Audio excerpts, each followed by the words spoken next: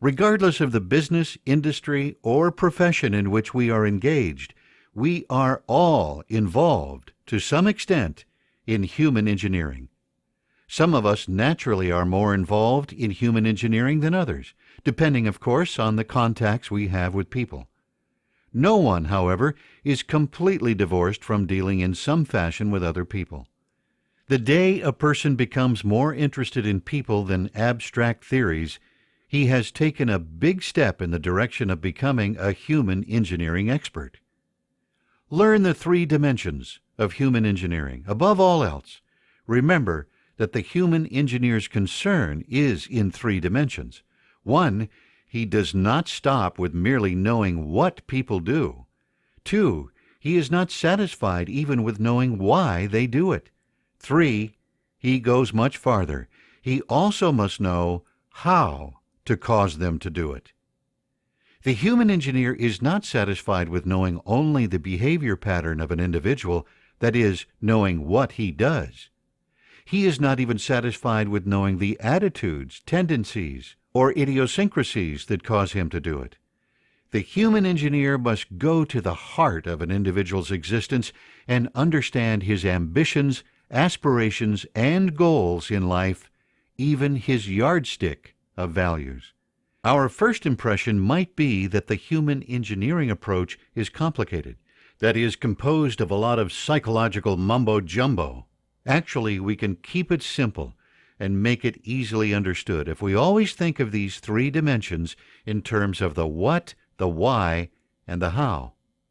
Why all 3 dimensions? Years ago, human engineering was limited to a mere knowledge of behavior patterns. It was considered a great accomplishment to be able to predict what a person would do under certain given circumstances. It was felt that if a person knew to some degree of accuracy what he could expect from an individual, he would have the advantage of not being taken by surprise. Thus, he felt some degree of security in planning his course of action. It is true that there was a certain advantage in this. It was far better than being caught off guard.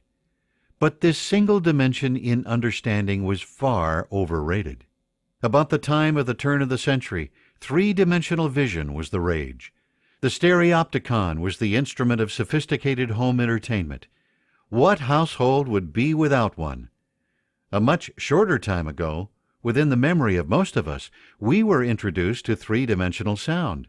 Few homes can exist without the stereo. Of far greater importance than either of these are the 3 dimensions of human engineering. Human engineering performs the miracle.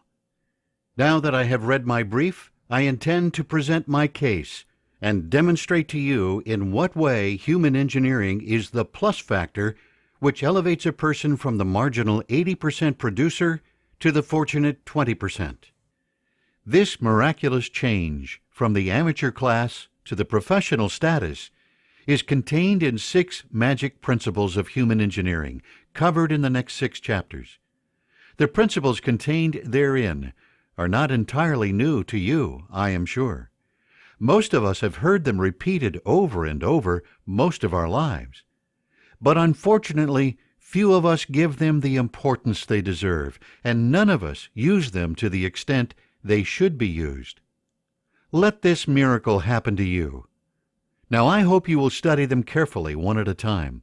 Only after you have completely digested and assimilated a chapter should you go to the next. Constantly refer back to each chapter until all 6 principles become a part of you, your subconscious as well as your conscious mind. Don't even stop there. Begin immediately to use these great principles of human engineering.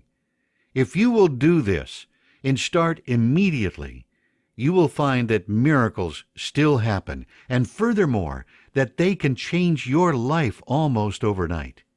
Now, let's look to these 6 magic principles.